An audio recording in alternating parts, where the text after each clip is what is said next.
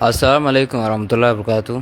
Akumaan dirreedawaa dhufetti mudannoo inni mudate. Inninis maal jennaan adeeroo Mustafaa Daawwee namni hin beekne hin jiru. Adeeroo jechuun gaafa gartee humna qaban qabeenya qaban keessatti gargaarsa namoomaa bira kutee nama gumaa nama walajjeesee mataa isa kafaluu ture jechuudha.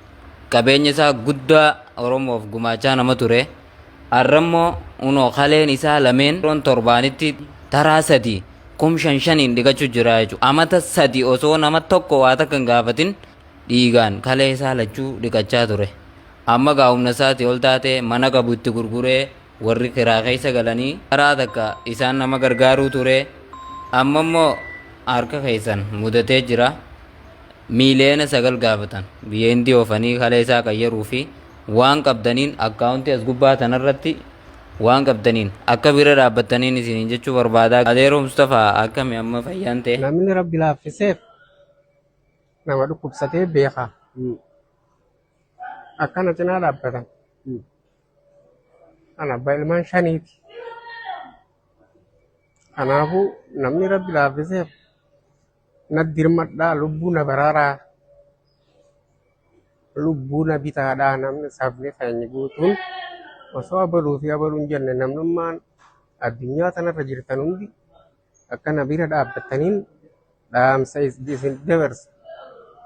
Deebitii tana jecha waa takka yaadin isin jechuu barbaada. Waan ati kana dura hedduu nama gargaaru turte ni beeyna. Oromoon guutuun ni beeyti. Ammallee Oromoon qarshii takka takkattuu yoo si gargaarte si bira jiraniin siin jaa waa takka yaadini du'aa isiif godhanii kalee ta'anii qayyarataa abshiiriin siin jechuu barbaada. Galatoomaa Oromoo bakkuma jiranittuu galatoomaan jaani namni rabbiin gartee haawaatti kan xiqqoo osoo hin jenne waan hin tuffatinaati ha qarshii takka qabu kan dhibba qabu na gargaaraa rakkoo keessaan jiraa taana magaaloonni nan joo. Mustafaa Daawwee namni hin beekne hin jiru warri hin beeknelleen asumaanuu baraa. Mustafaa Daawwee jechuun nama dur ellisii Harargee baatana gursum kombolchaa jaarsoo hunda naqaa ture Jibuutii irraa akkasif fidee ammaasillee nama Oromoo gargaaraa ture. Gaafa raamisillee nama hundeessa raamisan hundeessa keessaa isa tokko.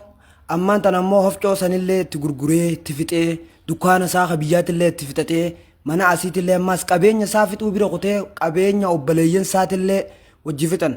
Inni silaa nama fuula keessan dura dhufee waa kadhachuun malee mitillee Mustafaa jechuun amma nurra jabaatee walumaanuu nu gargaaraa isinin jenna. Taraan takkittiin qarshii 5,000 torbanitti taraa 3 dhiqata.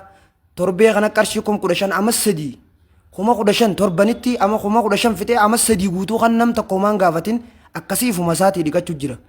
Qarshii takka takka homaan taane namuu waan qabdaniin bira dhaabbadhaa gargaaraa.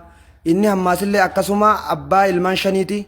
Wallaahi ayyaansaa haala yaaddeessaadha. Miliyoona 9 nu gaafatanii miliyoona 9 irraa miliyoona 3 mootummaan nu gargaaree miliyoona 2 hawaasa gandaa bichaa walitti qabee hawaasni gandaa miliyoona 2 walitti qabanii miliyoona 4 irruudha. Miliyoona 4 Oromoo bal'oo isiniin nu bira jireenya namuu viidiyoo teenya tanan dabarsinaa kanuma harkaan qabnalleen du'aayii godhaa fi kaanilleen sheer godhaa waliin gaa waan qabdaniin nu gargaaraa isiniin jenna. Akkuma gaa obboleeyyan keenya istuudiyoo baadiyaatii fi faamii Absalaam isinii manitti yaada dabalataa kaniin qabu yoo jiraate akkuma beekamu Mustafaa Daawwee gaa seenaa isaatis akkuma jarri ibsan kana nuti ammoo gaa waggaa 3 guutuu ifi wallaanaa abbaa maatii 5ti.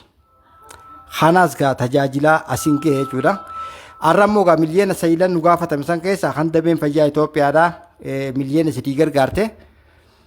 Nutis gaa akka hawaasaatti miliyoona 2 walii qabannee jirra jechuudha. Ergaa teenya guutuu tan obboleessa keenya Mustafaa Daawwee Oromoo hundatti nu dabarsaa jechuudhaaf asitti argamna. Kana caalaa waan hin jiru barbaadu yoo galata taate galata rabbiitti aansee istuudiyoo baadiyyaa obboleessa keenya odoo karaa deemu jiru odoo sagantaa biraa qabu sagantaa isaa karaa muree obboleessa keenya kan kalee lamaan miidhamte kana bira dabruun danda'u jees dhufee sagalee nu ta'uu isaatiif galata guddaa qaba istuudiyoo baadiyyaa galatoomin jaa. Galatooma kana jechuun nuti hojii khayrii irratti akkuma bobbaanee jirra. Sababa keenyaan yoo gartee hordoftoonni keenya Mustafaa gargaaranii qarshii 10 guurre nuufis sheerii suwaabaatiin nu deemu waan ta'eef haa galatoomanii uummanni Oromoo bal'aan haa galatoomu. Adeeroo Mustafaa akkuma inni gaafa qabeenyaa fi fayyaa qabu nama gargaaruu turetti har'a nutis waan qabnurraa gargaaruun kun dirqama lamummaatiin jaa. Assalaamu alaikum warahmatullahi. Galatoomis.